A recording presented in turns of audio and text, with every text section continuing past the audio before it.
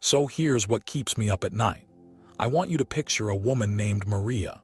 She's 43, lives in a small town in Mississippi, works 2 jobs, hasn't seen a doctor in 3 years because the nearest clinic is a 90-minute drive and she can't take the time off. One day she starts feeling a lump, and by the time she finally gets in to see someone, the cancer has spread to her lymph nodes. Stage 3. And the thing that makes this story unbearable is that an AI running on a tablet could have flagged that mass months earlier from a basic scan at her local pharmacy. So when people ask me whether AI should be part of medicine, I don't think about robots in white coats. I think about Maria, and I think about how the system we have right now already failed her long before any algorithm got involved. And I hear that story and my gut reaction is the same as yours: something has to change. But here's where I pump the brakes. Because every time we talk about AI in medicine, we tell the story of the person it could have saved, and we skip right past the person it might destroy. There was a widely used algorithm in American hospitals, deployed at scale, trusted by administrators. And it was systematically telling doctors that black patients needed less care than white patients with the same conditions. Not because anyone programmed it to be racist, but because it used healthcare spending as a shortcut for health needs, and black Americans historically had less spent on them. The machine looked at a legacy of inequality and said, these people are fine. They weren't fine, they were just ignored. That's a devastating example, and I promise we're going to dig into it. But I think we need to start with why this conversation is even happening, because the numbers are genuinely shocking, and I don't think most people realize how broken the current system actually is. Agreed, let's lay it all out. Both sides, no holding back, because I think by the end of this, people are going to be surprised at where each of us ends up. I think you're right about that. Let's dig in. All right, so let me tell you about a study published in Nature that honestly changed the way I think about this. Researchers tested AI systems on mammograms, thousands of them, side by side with experienced radiologists who'd been reading scans for decades. And the AI reduced false negatives by roughly 9%. Now, 9% might sound modest if you're talking about, I don't know, fuel efficiency. But when you're talking about cancer diagnoses, 9% fewer missed cancers is an enormous number of women who get caught early instead of late, who get treatment instead of a death sentence.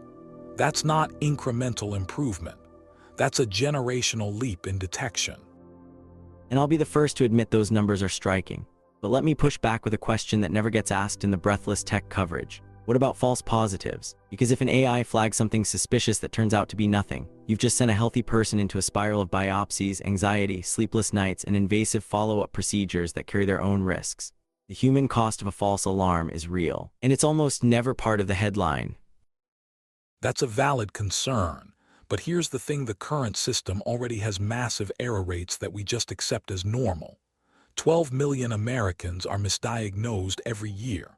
Let me say that again because it deserves to hang in the air. 12 million. That's roughly 1 in 20 patients walking out of a doctor's office with the wrong answer. Some of those errors are minor, sure, but a meaningful chunk of them are catastrophic. Missed cancers, overlooked heart conditions, infections mistaken for something benign. We've normalized a level of diagnostic failure that would shut down any other industry overnight. So your argument is that the current system is so bad that even a flawed AI would be an improvement. I actually think there's something dangerous in that framing because it sets the bar unbelievably low. We shouldn't be asking whether AI is better than an exhausted doctor at 3 in the morning. We should be asking whether we've built a healthcare system that exhausts doctors in the first place. And whether throwing algorithms at the problem lets the people who created that mess off the hook entirely. And I hear you on the systemic critique. I really do. But let me bring in the rural dimension because this is where it gets impossible to argue against at least some role for AI. There are villages, real places, not hypotheticals, where the nearest doctor is 100 miles away. Communities in rural India, in sub-Saharan Africa, in parts of the American South where a specialist is a luxury most people will never access in their lifetime. An AI diagnostic tool running on a $500 tablet could screen patients in those places tomorrow. Not perfectly, not without error, but it's the difference between some medical insight and absolutely none. And I actually agree with you there more than you might expect. The rural access case is compelling, but I want to plant a flag on something important. We're talking about exporting AI diagnostics to populations that have the least power to push back when it goes wrong. If an algorithm misdiagnoses a patient at Johns Hopkins, that patient has lawyers, insurance, recourse. If it misdiagnoses a farmer in a remote village, who does that person call? There's a pattern in tech where we test our most experimental tools on the people with the fewest protections, and we call it access. We call it bridging the gap, and the people on the receiving end rarely get a say. That's a fair point, and it's one I don't have an easy answer to. But I also think there's something deeply uncomfortable about telling a mother whose child is sick that we had the technology to help, but we decided not to send it because the regulatory framework wasn't perfect yet. I don't know how to reconcile those two things, and honestly, I'm not sure anyone does. Which is exactly why this conversation matters. Because both of those things are true at the same time, and anyone who tells you the answer is simple is selling something. Or building something, and probably raising venture capital while they do it. Now you sound like me. Don't get used to it.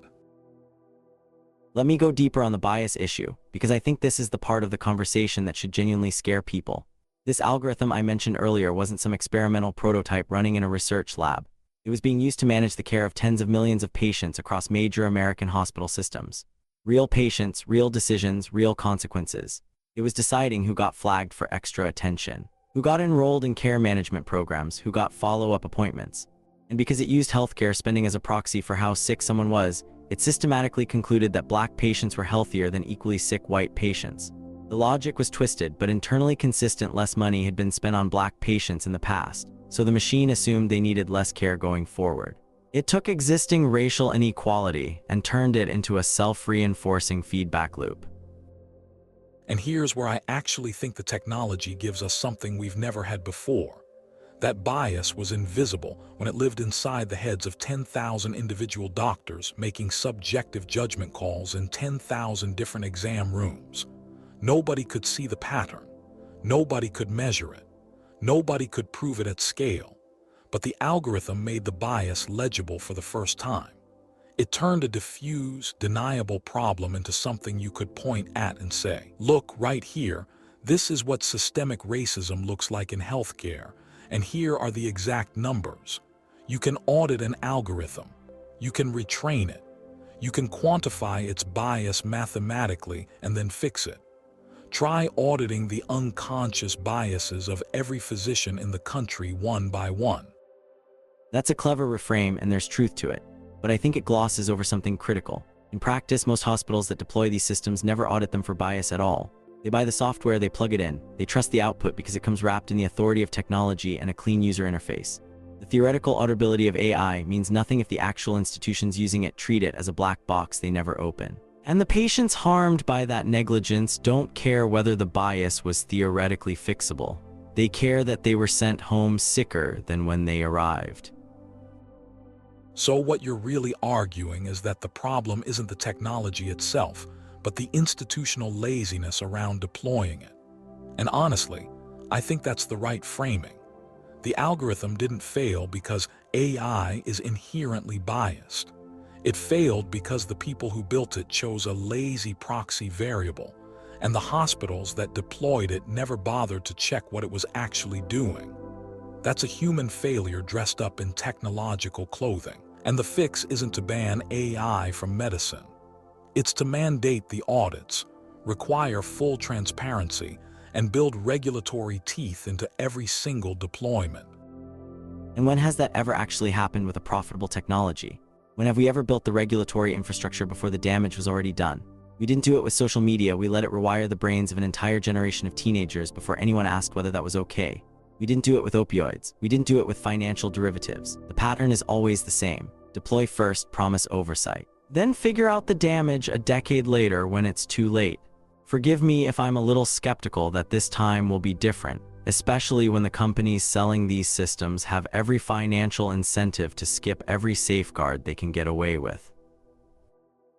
I think you and I actually agree on the diagnosis here, even if we disagree on the prescription. The technology is powerful. The deployment is sloppy. The regulation is basically non-existent. Where we differ is on what to do about that gap. You want to slow down the technology until the institutions catch up. I want to speed up the institutions so they can handle what the technology already offers, because 12 million misdiagnoses a year is not a status quo worth protecting, while we wait for perfect governance. And I want to know who exactly is going to speed up those institutions, because the same people running them are the ones who deployed a racist algorithm on tens of millions of patients and never once bothered to check whether it was working fairly. You're asking me to trust the same system that already demonstrated it can't be trusted, and you're calling that optimism. I'm calling it the only realistic path forward, because the alternative you're offering, wait until we get it right before we deploy anything, means 12 million misdiagnoses continue, year after year after year, while we chase a regulatory perfection that has never existed in any industry in the history of this country. That's not caution. That's paralysis with a conscience. Or it's the last chance to get this right before the machines are so embedded in the system that there's no going back. Because that's the thing about institutional adoption. Once a hospital has spent $50 million on an AI diagnostic platform, they're not pulling it out because somebody published an uncomfortable paper about bias. The economics of sunk costs will protect bad technology, just like they've protected every other bad investment in healthcare history. That's actually a really good point. And it's why I think the window for building the right framework is narrower than most people realize. We're not arguing about whether AI enters medicine. It's already there. The argument is about whether we shape how it enters, or whether we just let it happen and clean up the mess later. Let me take us somewhere more personal for a second, because I think we've been living in the world of statistics and systems, and we're missing something essential about what medicine actually is. The average doctor's visit in America is about 15 minutes, just 15 minutes, and studies show that nearly half of that time, the doctor is staring at a computer screen, entering data, clicking through electronic health records, navigating insurance codes. So picture it, you're sitting there in a paper gown, vulnerable, maybe scared, and your doctor is typing. Now imagine an AI handles all that data entry, all that pattern matching, all that record keeping behind the scenes. Suddenly your doctor has 15 minutes to actually look at you, to ask the questions that matter, to notice that you seem anxious about something you haven't said yet. That's not replacing the human element. That's rescuing it from the bureaucracy that's been strangling it. And that is genuinely the most persuasive thing you've said all night, because it completely flips the narrative. Instead of AI versus doctors, it's AI freeing doctors to be more human. I love that vision, but here's what worries me about it. When has a hospital administrator ever looked at a tool that increases efficiency and said, wonderful, now let's give doctors more time with patients? What actually happens every single time is they say, wonderful, now we can see more patients per hour and cut staff. The efficiency gains get captured by the system, not by the patient. And the doctor who was supposed to get her 15 minutes back instead gets told to see 40 patients a day instead of 30. That's not a pessimistic prediction. That's the documented history of every efficiency tool ever introduced into American healthcare. That's a real danger, and I won't pretend it isn't. But I think you're making an argument against how capitalism interacts with healthcare, not against AI itself. The technology creates the possibility of better, more humane care. Whether that possibility gets realized depends entirely on the people who run the institutions. And that's been true of every tool in the history of medicine. Antibiotics could have transformed public health overnight if they'd been distributed equitably from day one. Instead, we got pharmaceutical companies charging whatever the market would bear. The fault wasn't with the penicillin. And yet the patient who can't afford the penicillin is just as dead, regardless of whose fault it is. At some point, you have to stop separating the technology from the system it's deployed in, because they are not separate. They are the same thing. An AI diagnostic tool that only works well for people with good insurance and access to top hospitals isn't a medical breakthrough. It's a luxury product with a lab coat on. And I think that's something the tech optimists consistently refuse to engage with. Honestly, the enormous gap between what a technology can do in a controlled research setting and what it actually does in a world shaped by profit margins and power structures.